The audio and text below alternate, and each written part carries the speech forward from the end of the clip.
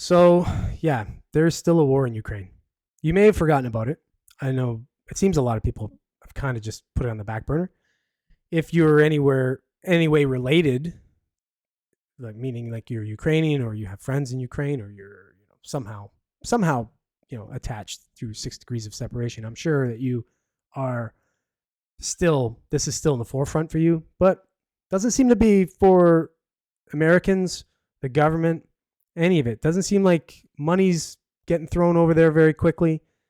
They're not really talking too much about it in the news, unless you dig down a couple levels in the online and some of the like CNN and stuff like that. But I'm going to read this article. This is the BBC.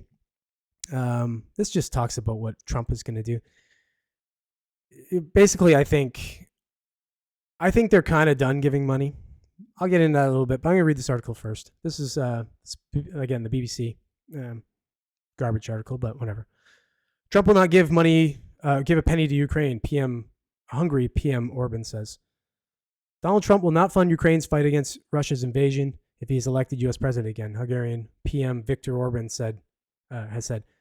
He will not give a penny in the Ukraine-Russian war. This is why the war will end, the conservative premier said after meeting with Mr. Trump in Florida. The former U.S. president has pledged to end the war within 24 hours if elected, but provided no details. Mr. Orban is openly backing his long-term ally in the 2024 White House race. It is obvious that Ukraine cannot stand on its own feet, Mr. Orban told Hungary's M1 TV channel late on Sunday. If the Americans don't give money and weapons along with the Europeans, then the war is over. And if the Americans don't give money, the Europeans alone are unable to finance this war, and then the war is over. So he's saying all this because I don't know if you know this, but if you're privy to this, then you will know that Congress is kind of holding back. They've been stalling this bill to give money.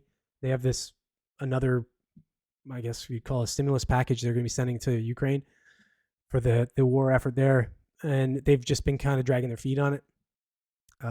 Not what was happening at first. I think part of that's happening because obviously the year we're in, everything's politics this year. So, don't expect anything to be expedited too fast unless it's something that's really going to help,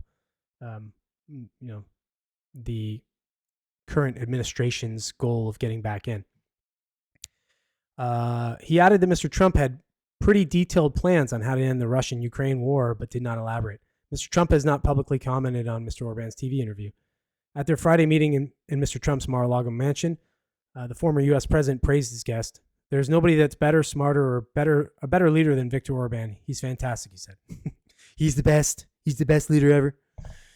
During his U.S. visit, Mr. Orban did not meet current U.S. President Joe Biden, who is expected to be Mr. Trump's main rival in the presidential elections in November. It is highly unusual for a visiting foreign leader to schedule talks with former counterparts without calling on the current leadership. That's funny. So it just kind of dawned on me, that last sentence before the second last sentence, I should say. During his U.S. visit, Mr. Orban did not meet current U.S. President Joe Biden, who is expected to be Mr. Trump's main rival in the presidential elections in November. I love how they say that. Doesn't that kind of put doubt in there a little bit? Is the BBC kind of saying the quiet part out loud a little bit? Do they know a little something like everyone else? We know that Trump's going to run for sure, but we don't know that the incumbent president is going to run. It's kind of funny to me. But anyways, so the Hungarian prime minister has repeatedly drawn strong criticism from fellow EU leaders for maintaining close ties with Russian President Vladimir Putin ever since he launched a full-scale invasion of Ukraine on the 24th of February in 2022. So we're over 2 years now. Unlike many Western nations, Mr. Orban refuses to send weapons to its neighbor Ukraine, stating repeatedly that Kiev is unable to win against a nuclear-armed Russia. Okay. This article goes on a little bit.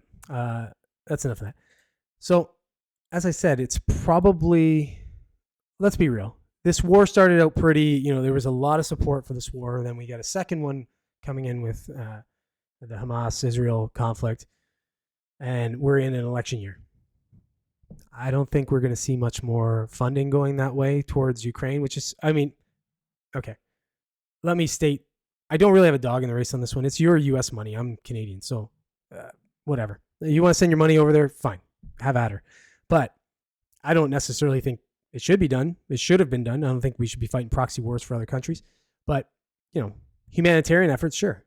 Now, maybe the conflict should be settled. I don't know. Like, anytime something like this happens, you got to think, what's in it for the people helping? And, I think in this case, what's in it is, it's, I'll leave it up. It's, it's nefarious anyways. So